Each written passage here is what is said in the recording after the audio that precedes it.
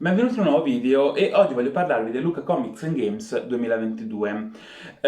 Voglio parlarvi nello specifico di tutte le cose che ho avuto modo di esperienziare o le cose che ho provato durante i giorni della fiera, di come le ho trovate, insomma, darvi un po' tutta una mia, racconto di come ho vissuto i comics.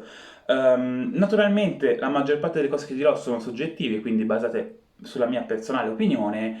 L'unica cosa che posso dire che è un pochino oggettiva sono, diciamo, i miei commenti sull'organizzazione che saranno all'inizio del video, anche perché quelli, diciamo, possono essere commenti che sono così, diciamo, dati di fatto, ecco. Inoltre vi ricordo che questo è soltanto il primo di una serie di video su Luca Comics che usciranno poi in futuro. Ne ho già un altro registrato che sono tutti gli acquisti e tutte le cose che ho preso durante i giorni della fiera. L'unica cosa che non è all'interno di quel video è la maglia del Luca Comics and Games, che è questa, che ve la faccio vedere qui ora, però quel video lì uscirà tra un pochino, tra poco direi, e poi in futuro ci sarà anche naturalmente un video su tutte le foto, tutti i video che ho preso durante e fatto durante i giorni della fiera. Detto questo, vi ricordo di mettere mi piace, commentare, condividere e iscrivervi, tutte cose che possono aiutarmi a crescere. Inoltre vi ricordo del mio negozio online, ovvero www.binerd.it, link qui sotto in descrizione, se vi interessa date un'occhiata. Detto questo, io direi che si può iniziare. E iniziamo appunto, come dicevo prima, parlando un po' dell'organizzazione. Allora, devo dire che un punto, diciamo, di pregio dell'organizzazione quest'anno, devo essere sincero, è la pulizia. Per chi magari ha avuto l'esperienza dei comics degli anni scorsi, arrivavi a certi punti della giornata in cui vedevi cartacce ovunque, ovunque, ovunque. Invece quest'anno, secondo me, grazie al fatto che l'organizzazione ha messo molti più cestini per la città, veramente una quantità assurda di cestini a giro, c'è stata la possibilità di appunto vivere la città di Lucca, l'estate di Lucca in maniera molto più pulita.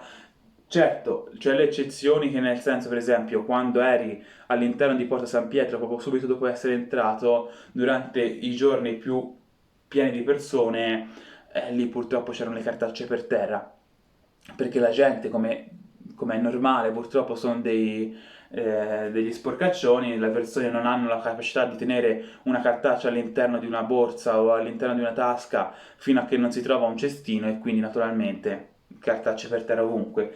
Però, ecco, rispetto agli anni scorsi, secondo me sono stati fatti grandi passi in avanti da questo punto di vista qui. Un'altra cosa che si può dire naturalmente è la questione viabilità, che è un commento che si fa tutti gli anni, ormai è una cosa che è diventata ormai prassi parlarne. Secondo me quest'anno ci sono state meno file particolarmente, diciamo, ingestibili. Io dico file per le vie della città, nel senso, quindi per la viabilità, nel senso. Però naturalmente, come tutti gli anni dico, la viabilità può essere migliorata sempre di più.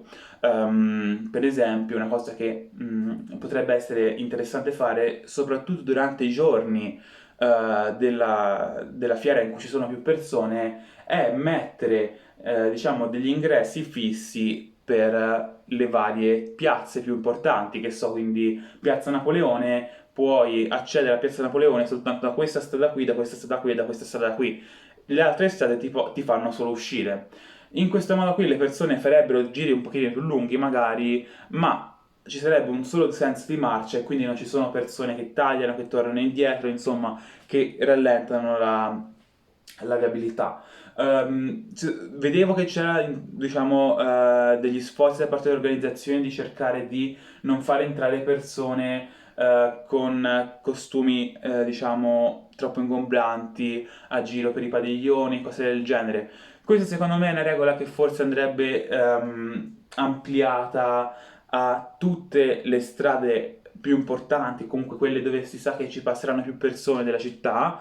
Per quanto naturalmente sia bello vedere i cosplayer a giro per la città, durante i giorni in cui ci sono così tante persone, avere un cosplayer ingombrante che si aggira per la città, secondo me è una cosa negativa, e quindi sarebbe meglio, diciamo, o farli girare soltanto sulle mura, oppure comunque farli girare per la città, basta che magari evitino le parti, le strade un pochino più affollate.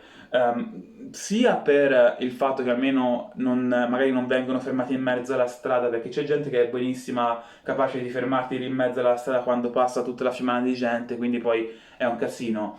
Ma sia anche perché magari anche per loro, perché io ho visto pezzi di cosplay a giro e potrebbe benissimo essere che magari uno passa per una strada piena di gente e qualcuno ci batte contro, si stacca un pezzo e ti girano i coglioni, come si suol dire, perché naturalmente hai lavorato magari del tempo parecchio per fare un cosplay bello e ti viene rovinato così. Non sei contento, ovviamente.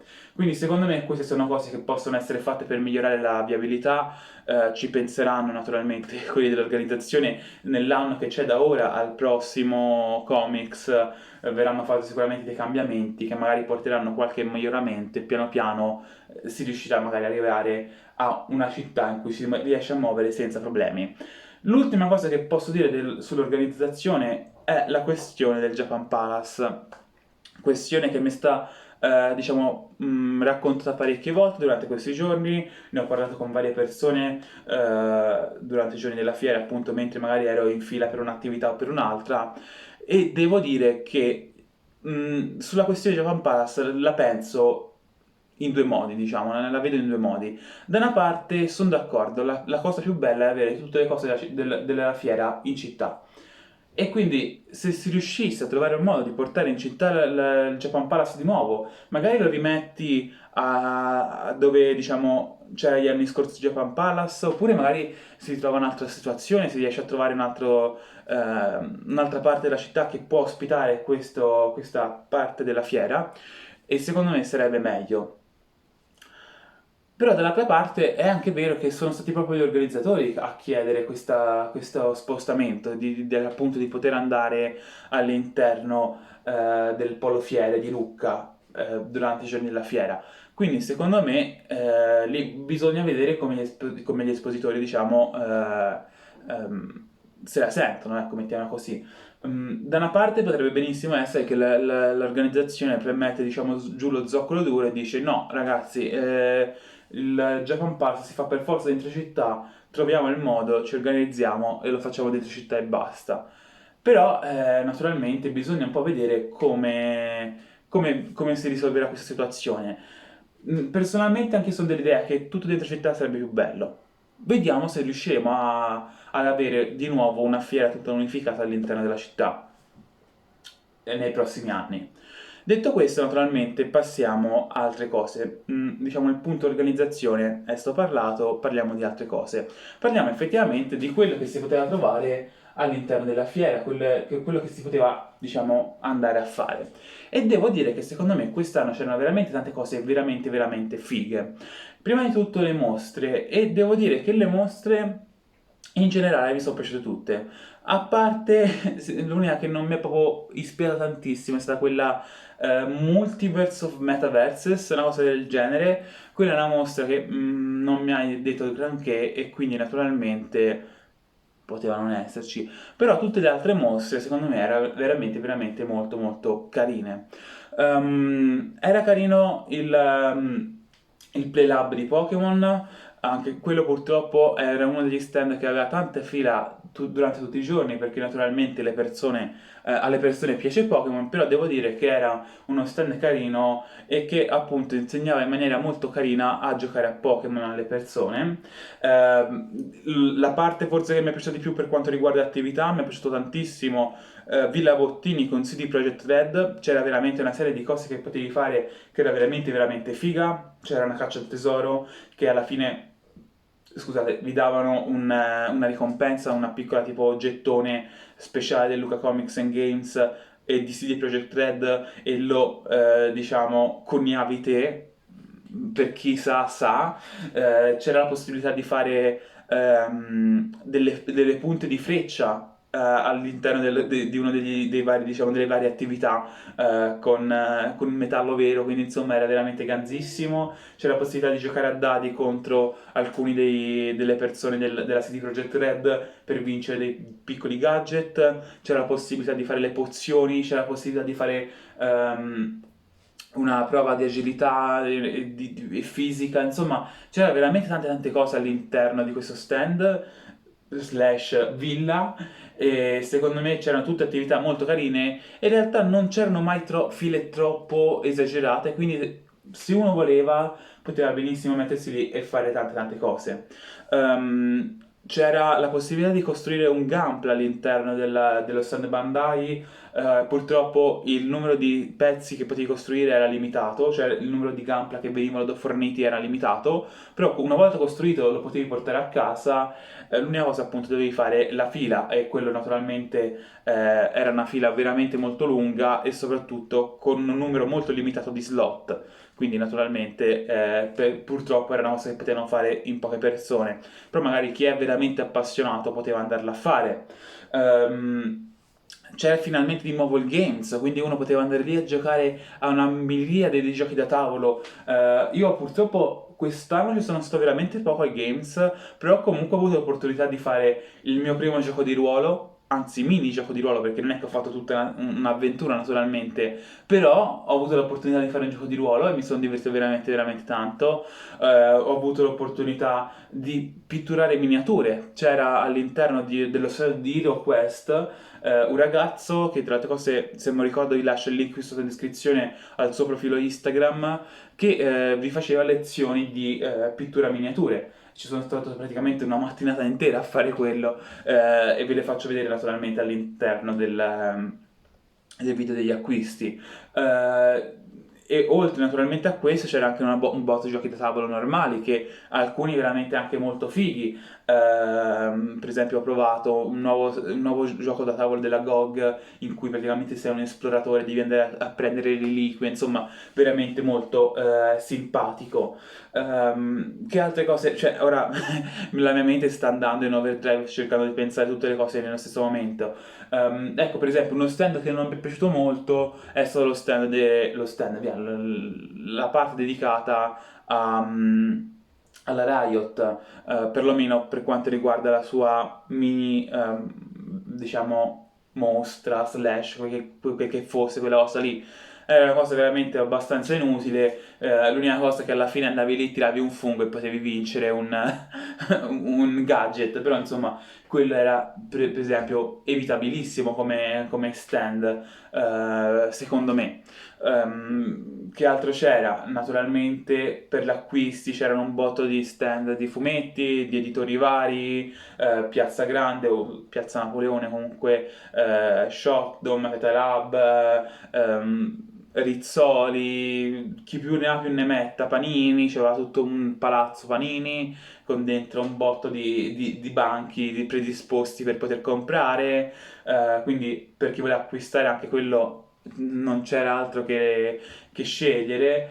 Naturalmente tantissimi eventi a cui purtroppo naturalmente non ho partecipato perché girando per la città non ho mai tempo per partecipare agli eventi, però veramente anche lì eventi, chi più ne ha più ne metta.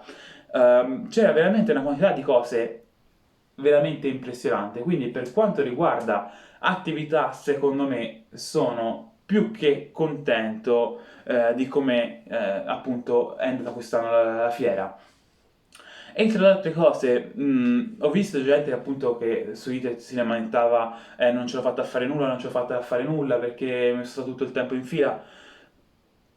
Ragazzi, quando si va a una fiera, ragazzi e ragazze, bisogna anche avere un minimo, diciamo, di intelligenza di guardarsi per bene la mappa prima, che è secondo me una delle cose che ti viene fornita dall'organizzazione più importante di sempre, perché avere una bella visione della mappa e di quello che si può andare a vedere è importante. E poi avere le vostre priorità, diciamo, già impostate all'inizio. Quindi se io voglio andare in fiera per comprarmi un fumetto, e vabbè, quindi mi farò la fila per andarmi a prendere il fumetto. Però se io vado in fiera e voglio andare a vedere la fiera e poi sto tutto il giorno in fila per entrare nello stand della J-Pop, perché c'erano delle file assurde per entrare nello stand della J-Pop, per comprare un fumetto, non mi posso poi lamentare che non c'è nulla da vedere e che ho fatto tutto il giorno la fila, perché io potevo benissimo non andare nello stand della J-Pop, non comprare il fumetto, andarmi a vedere tutte le mostre, andarmi a vedere magari un evento, andare a fare magari la coda per giocare a Pokémon, oppure andare al Games e fare un gioco da tavolo, insomma, secondo me questo uno dovrebbe diciamo, avere le idee chiare appunto prima di andare a una fiera per non fare, diciamo, questi errori qui. Tra le altre cose, una persona ha detto una cosa veramente intelligente che non vi dirò, perché è una cosa che mi è venuta in mente e potrebbe essere veramente un'idea carina che potrebbe succedere il prossimo anno, prima del comics del prossimo anno, ma si vedrà. Detto questo, quindi ho parlato di organizzazione, eventi, che altro c'è da parlare? Gadget, mettiamoci anche questo all'interno del video. Purtroppo quest'anno ho molti meno gadget ed è un trend che sembra continuare ad andare avanti.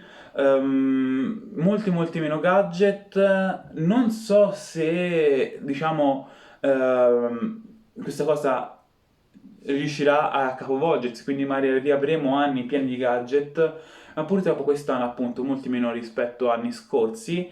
Non che non ci fossero, c'erano, però dovevi fare naturalmente varie attività. Erano veramente pochi i gadget che semplicemente andavi lì e te lo davano, ecco. E addirittura ho visto di alcuni stand che arrivati al quarto giorno avevano finito che so, tipo i mazzi prova da poter regalare quando uno faceva la prova di un gioco o qualcos'altro del genere. Quindi è un po' un peccato perché effettivamente te arrivi lì il quarto giorno ti dici ah vado a fare la prova, in questo esempio, in questo caso One Piece, e poi non c'è neanche il mazzo che ti regalano perché appunto è finito. Cioè, portate delle scorte apposta per, per riuscire a fare le prove per tutti i giorni, perlomeno. E quindi questo secondo me è un po' un peccato. Ci sono stati anni in cui veramente gadget piovevano dal cielo, cioè veramente per chi ha avuto esperienza di anni dei Covid, sì, del comics probabilmente 2015, pre-2015, da 2015 in prima, c'erano veramente anni veramente assurdi. Vi ho detto già che ne farò un video poi in futuro, ma purtroppo quegli anni sono passati, non so se ritorneranno. Ripeto, ho preso delle cose fighe, gratuitamente, e le vedrete appunto nel video degli acquisti. Però erano appunto, come dicevo, dietro, diciamo, un dover fare qualcosa o dover fare una cosa parecchio lunga, insomma, cose del genere. Quindi purtroppo un po' una scemata per quanto riguarda, scemata nel senso che sono diminuiti, non che sono scemi, per quanto riguarda gadget. Per quanto appunto, ripeto, sono contento di quelli che ho preso e anzi alcuni sono veramente molto carini. Per esempio veramente pochissimi spille una volta te le tiravano in testa anche se non le volevi, ora veramente poche. Oltre a questo abbiamo detto organizzazione, attività, gadget e io direi che siamo arrivati in fondo. Se poi vi viene in mente qualcosa ditemelo, magari ne rifaccio una seconda parte di questo video. Però appunto io sono arrivato in fondo. Mi piacerebbe se alcuni di voi mi danno, diciamo, un resoconto della parte online della fiera. Perché io effettivamente non l'ho seguita la parte online, essendo appunto in fiera tutti i giorni. Però so che ci sono state tantissime attività, tantissime cose online fatte da vari youtuber e varie personalità di internet. Quindi, se alcuni di voi hanno avuto modo, diciamo, di avere appunto la possibilità di vedere a queste vari eventi, fatemi sapere come l'avete trovati, come vi siete trovati all'interno della community che si formava all'interno di queste live. Insomma, datemi un po' l'idea di come era, e se c'è qualcosa di molto bello da poter vedere che è rimasto appunto registrato online. Oltre a questo, c'è altre cose? No, io direi che appunto il prossimo video che esce sarà quello sugli acquisti. Non so quando, ma non dovrebbe uscire tantissimo. Questo video lo cerco di montare il prima possibile e ve lo carico subito online. Ci si vede nuovamente appunto nel video dopo quello degli acquisti, perché in realtà quello lì l'ho già registrato, che non so esattamente quale sarà. Ora in realtà ho appunto una grande quantità di video che potrei fare perché ho preso un po' di fumetti da leggere, un po' di cose da guardare, insomma, vediamo un po', vediamo un po'. Detto questo, grazie per essere arrivati fino a qui e buona giornata.